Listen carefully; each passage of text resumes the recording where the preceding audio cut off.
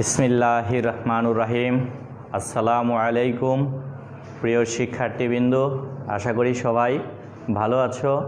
সৃষ্টি একাডেমিক স্কুলের লাইভ ক্লাসে তোমাদের স্বাগতম। সৃষ্টি একাডেমিক স্কুলের পক্ষ থেকে তোমাদের সবাইকে স্বাগতম। আমি মোহাম্মদ ইসমাইল হোসেন, সপ্তম শ্রেণীর সিনিয়র শিক্ষক হিসেবে বীজগণিতের সপ্তম অধ্যায়ের সরল সমীকরণ সম্পর্কে আলোচনা করব। যদি তোমাদের আলোচনার ভেতর থেকে কারো কোনো কিছু বোঝার থাকে বা কোনো প্রশ্ন থাকে, অবশ্যই তোমরা মেসেজ করবে। আমি যথাসাধ্য সেটার সমাধান দেওয়ার চেষ্টা করব। তো আজকে আমরা আলোচনা করব কোন অধ্যায় সম্পর্কে? সপ্তম অধ্যায়। কোন অধ্যায়? সপ্তম অধ্যায়। সপ্তম অধ্যায়ের শিরোনাম হচ্ছে সরল সমীকরণ। সরল সমীকরণ কি সম্পর্কে আলোচনা করব? সরল সমীকরণ সম্পর্কে। তাহলে আমরা দেখব আসলেও এই পাঠ থেকে আমরা আজকে কি বিষয় সম্পর্কে ধারণা নিতে পারব। আমরা এই পাঠ থেকে শিখব সমীকরণ সম্পর্কে ধারণা নিব, সরল সমীকরণ সম্পর্কে ধারণা নিব, পাশাপাশি পক্ষান্তর বিধি সম্পর্কে ধারণা নিব। অর্থাৎ সরল সমীকরণের বা সমীকরণের একটা বিষয় হচ্ছে পক্ষান্তর বিধি, আর্গুণন বিধি, প্রতিসাম্য বিধি, বর্জন বিধি। অর্থাৎ আমরা চারটা নিয়ম সম্পর্কে আজকে তোমাদের সামনে আলোচনা করব। অর্থাৎ সমীকরণের ভিতরে কয়টা বিষয় সম্পর্কে? চারটি বিষয় সম্পর্কে। বিষয়গুলো কি কি? পক্ষান্তর বিধি, বর্জন বিধি, আর্গুণন বিধি, প্রতিসাম্য বিধি। এই বিষয়গুলো সম্পর্কে আলোচনা করব। তো শুরুতেই আমরা যেহেতু সমীকরণ, তাহলে সমীকরণ কাকে বলে আমরা দেখি। সমীকরণ কাকে বলে? দেখো, সমীকরণ চলক, প্রক্রিয়া চিহ্ন ও সমান চিহ্ন সম্বলিত গাণিতিক বাক্যকে সমীকরণ বলা হয়। তাহলে এখান থেকে প্রশ্ন হলো চলক, প্রক্রিয়া চিহ্ন। প্রক্রিয়া চিহ্ন তোমরা জানো, প্লাস মাইনাস ইনটু ডিভাইডেড, এগুলো হচ্ছে প্রক্রিয়া চিহ্ন। সমান চিহ্ন সম্পর্কে তোমাদের ধারণা আছে। একটা বিষয় সম্পর্কে ধারণা নেই, সেটা হচ্ছে চলক। তাহলে চলক কি? আমরা সমীকরণ গঠন করার সময় যে x Y Z A B C অক্ষরগুলো ধরে নেই, অর্থাৎ মনে করি দিয়ে লিখি, এটাই হচ্ছে চলক। অর্থাৎ অজানা রাশি, যে অজানা রাশি ধরে নেওয়া হয় সেটাকে বলা হয় চলক। তাহলে আমরা চলক বলতে কোনগুলো বুঝবো? যে সমীকরণ দেওয়া থাকে, সমীকরণের যে এক্স ওয়াই জেড বা এ বি সি অক্ষরগুলো দেওয়া থাকে, সেই অক্ষরটাকে বলা হয় চলক। তাহলে চলক, প্রক্রিয়া চিহ্ন ও সমান চিহ্ন সমন্বিত গাণিতিক বাক্যকে কি বলা হয়? সমীকরণ। তার মানে সমীকরণ গঠন করতে চাইলে আমাদের কি লাগবে? অবশ্যই একটা চলক থাকতে হবে, পাশাপাশি প্রক্রিয়া চিহ্ন অর্থাৎ যোগ বিয়োগ গুণ ভাগ এদের ব্যবহার থাকতে হবে। আর সমীকরণ গঠন করতে গেলে অবশ্যই যে জিনিসটা লাগবে সেটা হচ্ছে সমান চিহ্ন, কারণ সমান চিহ্ন ছাড়া কোনো সমীকরণ গঠন করা যায় না। সমানের দুই পার্শ্বে যখন কোনো কিছু থাকে তখন সেটা কি হয়? সমীকরণ হয়। চলক, এখন দেখো, চলক যখন এক ঘাত বিশিষ্ট হয় তখন তাকে সরল সমীকরণ বলে। তাহলে আমরা জানবো সরল সমীকরণ। প্রশ্ন হলো সরল সমীকরণ কাকে বলে? সরল সমীকরণ যখন চলক এক ঘাত বিশিষ্ট হয় তখন তাকে সরল সমীকরণ বলা হয়। এখন এক ঘাতটা কি? আমরা এক্সের উপর অনেক সময় দেখি পাওয়ার থাকে 2, 3, 4, 5 ইত্যাদি। যখন পাওয়ার থাকবে 2 থাকলে সেটা হবে দ্বিঘাত, 3 থাকলে 3 ঘাত। কিন্তু আমাদের সপ্তম শ্রেণীর বইয়ে আলোচনা হলো সরল সমীকরণ। আর সরল সমীকরণ হবে তখনই যখন চলকের কোনো পাওয়ার থাকবে না, অর্থাৎ চলক এক ঘাত বিশিষ্ট। যখন এক ঘাত বিশিষ্ট হবে অর্থাৎ কোনো পাওয়ার থাকবে না, তখন সেটাকে কি বলা হবে? সরল সমীকরণ। তো আশা করি সবাই সরল সমীকরণ সম্পর্কে বুঝতে পারছো। এখন যেহেতু আমরা সরল সমীকরণ বলছি, তাহলে সরল সমীকরণ কয় ঘাত বিশিষ্ট হতে পারে? আমি শুরুতেই তোমাদের বলছি সরল সমীকরণ কয় চলক বিশিষ্ট হতে পারে। সরল সমীকরণ এক বা একাধিক চলক বিশিষ্ট হতে পারে। এখন এক বা একাধিক চলক বলতে আবার কি বোঝায়? আমরা বলছিলাম x Y Z A B C এইগুলো যখন সমীকরণে ব্যবহার করা হয় তখন সেটাকে বলা হয় চলক। এখন এক্স প্লাস ওয়াই ডাবল ব্যবহার হতেও পারে। যখন এক্স প্লাস ওয়াই হবে তখন সেটা হয়ে যাবে একাধিক চলক বিশিষ্ট সমীকরণ। কি হবে? একাধিক চলক বিশিষ্ট সমীকরণ। তো এই জন্য সরল সমীকরণ একাধিক চলক বিশিষ্ট হতে পারে। তো আমরা কিছু উদাহরণ দেখব, খেয়াল করো। উদাহরণ, x + 3 = 7। এখানে x হচ্ছে চলক, +3 প্লাস হচ্ছে প্রক্রিয়া চিহ্ন 3 একটা সংখ্যা সমান 7। দেখো আমরা বলছিলাম চলক, প্রক্রিয়া চিহ্ন ও সমান চিহ্ন সম্বলিত বাক্যকে বলা হয় সরল সমীকরণ। তাহলে x + 3 = 7 এটা হলো একটা বাক্য যেখানে x হচ্ছে চলক, 3 হচ্ছে সংখ্যা, প্লাস হচ্ছে প্রক্রিয়া চিহ্ন আর সমান চিহ্ন, সমান 7 লিখছি, তার মানে সমান হলো একটা চিহ্ন। এখানে x এর কোনো পাওয়ার নাই, তার মানে কি এটা হচ্ছে একটা সরল সমীকরণ। তারপর দেখো আছে 2i - 1 = y + 3।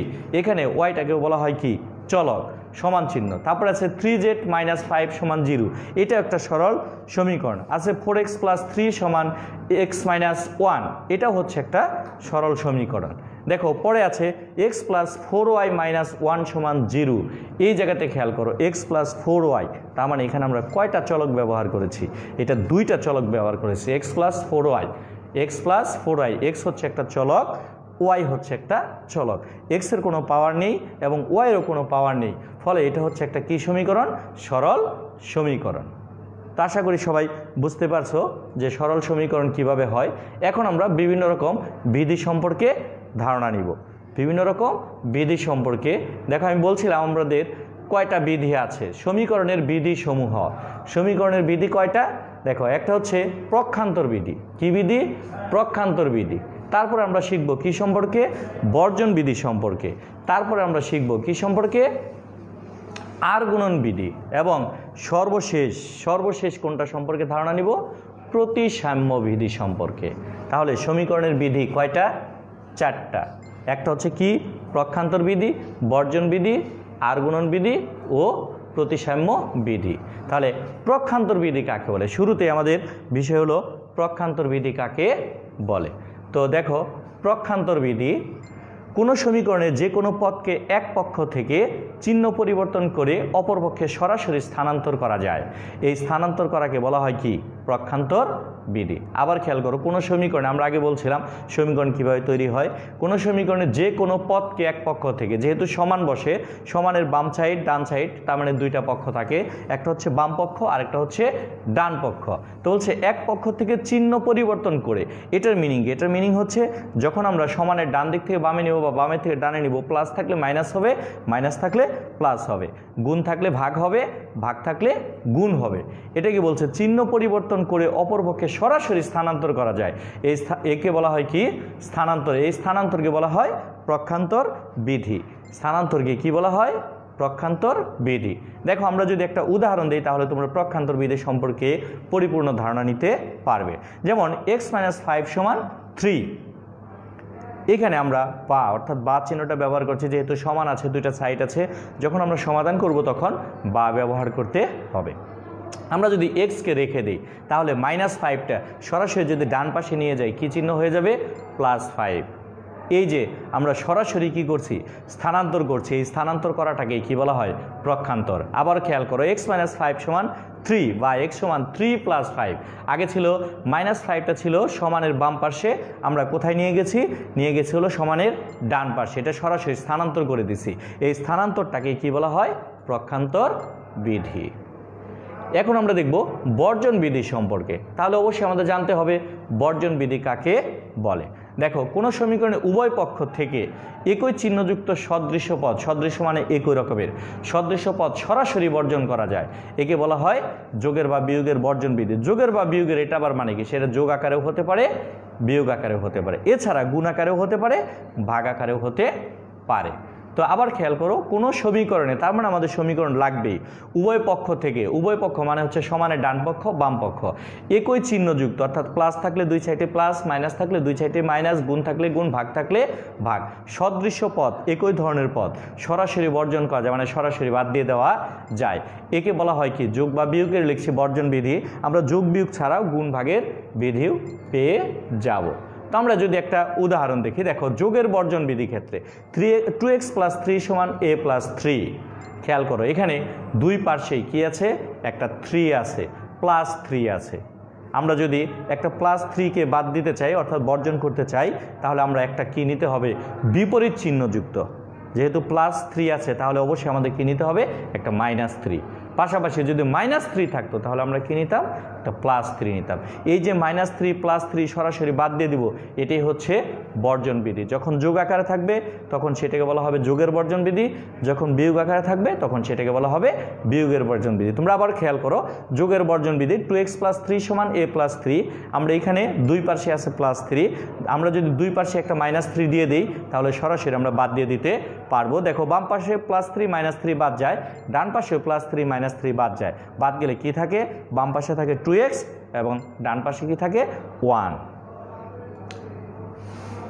দেখো বিয়োগের বর্জন বিধি, আমরা এখন কি দেখব, বিয়োগের বর্জন বিধি। খেয়াল করো, বিয়োগের বর্জন বিধির ক্ষেত্রে 7x - 5 = 2a - 5 আমরা একটা উদ্দীপক লিখেছি, আছে -5, এই যে মাইনাস এটা হচ্ছে বিয়োগের, আমরা তাহলে কি করব, বিপরীত চিহ্ন যুক্ত, যেহেতু -5 তাহলে অবশ্যই দুই পাশে কি দিব +5, যখন +5 দিব তখন সরাসরি -5টা +5টা বাদ হয়ে যাবে, বাদ হয়ে গেলে আমাদের কি থাকবে 7x, আর ওই পাশে কি থাকবে 2a। এইভাবে আমরা কি করব, বিয়োগের বর্জন বিধি করতে পারবো। এখন আমরা দেখব গুণের বর্জন বিধি। কিসের বর্জন বিধি, গুণের বর্জন বিধি। আমি তোমাদের বলছিলাম যোগ বিয়োগের বর্জন বিধি ছাড়াও গুণের বর্জন বিধি বা ভাগের বর্জন বিধি হতে পারে। গুণের বর্জন বিধি, খেয়াল করো তোমরা একটু উদ্দীপকটাকে, আছে 4 × 2x + 1 = 4 × x - 2। আমরা একটু আগে বলছিলাম যদি প্লাসের থাকে তাহলে মাইনাসের অংশ দিলে সরাসরি বর্জন হয়ে যাবে, মাইনাসের থাকলে প্লাসের দিয়ে বর্জন হয়ে যাবে। এখন এখানে আছে গুণ আকারে, তাহলে অবশ্যই আমরা যদি এটাকে বাদ দিতে চাই বা বর্জন করতে চাই তাহলে কি করতে হবে, গুণের উল্টা হচ্ছে ভাগ, তাহলে ভাগ করতে হবে। যদি আমরা ভাগ আকারে করি তাহলে বর্জন হয়ে যাবে। খেয়াল করো, আমরা 4 × 2x + 1 = 4 × x - 2 আছে, তাহলে দুই পাশে 4 আছে, আমরা দুই পাশে 4টাকে গুণ আকারে আছে, যদি একে আমরা বাদ দিতে চাই তাহলে আমাদের কি করতে হবে, ভাগ আকারে করতে হবে। যখন আমরা ভাগ আকারে করব তখন উপরে 4 নিচের 4 সরাসরি বাদ যাবে। যখন আমরা 4 এবং 4 বাদ দিব তখন দেখো কি বসে, 2x + 1 = x - 2। এই যে 4 এবং 4 দুই পাশ থেকে বর্জন করে দিছি, এটাই হচ্ছে কিসের বর্জন বিধি, গুণের বর্জন বিধি। অর্থাৎ আমাদের কি আকারে ছিল, গুণ আকারে ছিল। আমরা এইভাবে গুণের বর্জন বিধি করতে পারি। আশা করি সবাই গুণের বর্জন বিধিটা সম্পর্কে বুঝতে পেরেছ। এখন আমরা দেখব আর গুণন বিধি। কোনটা দেখব, আর গুণন বিধি। আর গুণন, তো ওখানে যেহেতু আর গুণন বিধি তাহলে অবশ্যই আমরা আর গুণন বিধি কাকে বলে এই অংশটা আমাদের অবশ্যই জানতে হবে। দেখো লিখছি, বাম পক্ষের লব ও ডান পক্ষের হর সমান বাম পক্ষের হর গুণ ডান পক্ষের লব, একে বলা হয় আর গুণন বিধি। এখন আমরা তো বললাম লব হর, বাম পক্ষের ডান পক্ষের, আসলে লব হর কোনটা বা এটা কোন ক্ষেত্রে হয়, লব হর হয় ভগ্নাংশের ক্ষেত্রে। তার মানে আমরা যখন আর গুণন বিধি করতে চাবো তখন আমাদের কি করতে হবে, অবশ্যই ভগ্নাংশের অঙ্ক থাকতে হবে। যখন ভগ্নাংশের অঙ্ক থাকবে তখন সেই অঙ্কগুলোর ক্ষেত্রে আমরা আর গুণন বিধি প্রয়োগ করতে পারবো। কারণ ভগ্নাংশের ক্ষেত্রে কি বসে, একটা লব থাকে, একটা হর থাকে। যেহেতু আমাদের সমীকরণ, তাহলে অবশ্যই দুই পাশেই ভগ্নাংশ আকারে থাকতে হবে, অথবা এক পাশে ভগ্নাংশ থাকতেই হবে, অন্য পাশে ভগ্নাংশ না হলেও চলবে। সেই ক্ষেত্রে পূর্ণ সংখ্যা থাকলে আমরা নিচে মনে মনে একটা 1 ধরে নিয়ে ভগ্নাংশ আকারে। তো দেখো আমরা বলছিলাম আর গুণন বিধি, আর গুণন বিধি তাহলে কখন হবে, ভগ্নাংশের ক্ষেত্রে, কারণ ভগ্নাংশের ক্ষেত্রে লব থাকে, হর থাকে। ভগ্নাংশের উপরে অংশটাকে বলা হয় লব এবং নিচের অংশটাকে বলা হয় হর। তাহলে দুই পাশে যদি আমাদের ভগ্নাংশ থাকে তাহলে দুই পাশে কি থাকবে, লব থাকবে, হর থাকবে। বাম পাশের লব দ্বারা ডান পাশের কাকে গুণ করতে, তো বাম পাশের লব দ্বারা ডান পাশের হরকে, বাম পাশের হর দ্বারা ডান পাশের লবকে গুণ করব। আর যখন বাম পাশের হর দ্বারা ডান পাশের লবকে, ডান পাশের হর দ্বারা বাম পাশের লবকে গুণ করব, তখন এটাকে কি বলা হবে, আর গুণন বিধি। তো আমরা একটু উদাহরণ দেখি। দেখো আছে x/2 = 5/3, যেখানে x কে বলা হয় লব, 2 কে বলা হয় হর, 5 কে বলা হয় লব, 3 কে বলা হয় হর। তাহলে বাম পাশের লব x গুণ হবে কার সাথে, ডান পাশের 3 এর সাথে। আর বাম পাশের লব এই হর 2 গুণ হবে কার সাথে, ডান পাশের লবের সাথে। লব কত আছে, 5। তাহলে এই যে প্রক্রিয়াটা, x কে 3 দ্বারা গুণ করব, 5 কে 2 দ্বারা গুণ করব, অর্থাৎ লবকে হর দ্বারা, হরকে লব দ্বারা, এই গুণটাকে কি বলা হবে, আর গুণন বিধি। তোমাদের বইয়ে আর গুণন বিধির অনেক এক্সাম্পল দেওয়া আছে, আশা করি সবাই বুঝতে পারবে। এখন আমরা দেখব কোনটা, প্রতিসাম্যবিধি। প্রতিসাম্যবিধি, তাহলে প্রতিসাম্যবিধি কাকে বলে? খুব মজার জিনিস, খুব সহজ জিনিস, তোমরা অবশ্যই বুঝতে পারবে। প্রতিসাম্যবিধি দেখো, একই সাথে বাম পক্ষের সবগুলো পদ ডান পক্ষে। তার মানে আমরা বলছিলাম সমানের একটা সাইড একটা হলো বাম পক্ষ, একটা হচ্ছে ডান পক্ষ। তো বলছে একই সাথে বাম পক্ষের সবগুলো পদ ডান পক্ষে, তার মানে বাম পক্ষে যে অংশটা আছে সম্পূর্ণ অংশটাকে কোথায় নিয়ে যাব? ডান পক্ষে। ও ডান পক্ষের সবগুলো পদ বাম পক্ষে, অর্থাৎ ডান পক্ষের যে অংশটা থাকবে সমানের ডানে, সেই অংশটাকে কোথায় নিয়ে আসবো? বামে নিয়ে আসবো। কোনো চিহ্ন পরিবর্তন না করে স্থানান্তর করা যায়। এখানে মনে রাখতে হবে, যখন আমরা সম্পূর্ণ অংশটাকে পরিবর্তন করবো, অর্থাৎ এক সাইড থেকে আরেক সাইডে নিয়ে যাব, তখন চিহ্ন পরিবর্তন করা যাবে না। তাহলে চিহ্ন পরিবর্তন কখন হবে? যখন একটা অংশকে বাম পক্ষ থেকে ডান পক্ষে নিয়ে আসবো, অথবা ডান পক্ষ থেকে বাম পক্ষে নিয়ে যাব, তখন চিহ্ন পরিবর্তন হবে। এছাড়া চিহ্ন পরিবর্তন করা যাবে না। অর্থাৎ সম্পূর্ণ অংশকে যখন বাম সাইড থেকে ডানে নিব বা ডান থেকে বামে নিয়ে আসবো, তখন সেইটাকে কি বলা হবে? স্থানান্তর করা যায়, অর্থাৎ এই স্থানান্তর হবে। এই স্থানান্তর করাটাকে কি বলা হয়? প্রতিসাম্য। তাহলে সহজভাবে যদি আমরা বলি প্রতিসাম্য বিধি কি? প্রতিসাম্য বিধি হচ্ছে সমীকরণের সমানের ডান পাশের সম্পূর্ণ অংশটাকে যদি বাম পক্ষে নিয়ে যাই, বাম পক্ষের সম্পূর্ণ অংশ যদি ডান পক্ষে নিয়ে আসি, তাহলে এদের কোনো চিহ্ন পরিবর্তন হবে না, শুধুমাত্র কি হয়ে যাবে? স্থানান্তর হয়ে যাবে। এই যে স্থানান্তর করব চিহ্ন পরিবর্তন ছাড়া, এই প্রক্রিয়াটাকে বা এই নিয়মটাকে বা এই বিধিটাকে বলা হয় প্রতিসাম্য বিধি। তো দেখো, আমরা প্রতিসাম্য বিধির যদি একটা উদাহরণ দেখি, তোমরা খেয়াল করো, আছে 4y - 5 = 2y - 1। এখানে বাম পক্ষে আছে কি? 4y - 5। ডান পক্ষে কি আছে? 2y - 1। তাহলে বাম পক্ষের সম্পূর্ণ অংশকে আমাদের কোথায় নিয়ে যেতে হবে? ডান পক্ষে। আর ডান পক্ষের সম্পূর্ণ অংশকে কোথায় নিয়ে যেতে হবে? বাম পক্ষে। তাহলে বাম পক্ষে 4y - 5কে আমরা সরাসরি কোথায় নিয়ে যাব? ডান পক্ষে। যখন ডান পক্ষে নিয়ে যাব, তাহলে ডান পক্ষে কি আছে? 2y - 1। এই 2y - 1টা তাহলে কোথায় চলে আসবে? চলে আসবে বাম পক্ষে। খেয়াল করো, আমরা 4y - 5কে বা দিয়ে নিচে লাইনে ডান পাশে নিয়ে গেছি, আর ডান পাশের উপরে 2y - 1কে কোথায় নিয়ে আসছি? বাম পক্ষে। দেখো, কোথাও কোনো চিহ্ন পরিবর্তন হয় নাই। এই যে কোনো জায়গাতে কোনো চিহ্ন পরিবর্তন ছাড়াই আমরা কি করছি? নতুন একটা সমীকরণ তৈরি করছি। এটাকে বলা হয় প্রতিসাম্য বিধি। আশা করি সবাই এই প্রতিসাম্য বিধিটাও বুঝতে পারছো। তোমরা বারবার এই বিষয়গুলো অবশ্যই বাসায় কি করবে? প্র্যাকটিস করবে। যদি প্র্যাকটিস করো, তাহলে এই বিষয় সম্পর্কে তোমরা পরিপূর্ণ ধারণা নিতে পারবে। কি করতে পারবে? পরিপূর্ণ ধারণা নিতে পারবে। ধন্যবাদ সবাইকে, ভালো থেকো।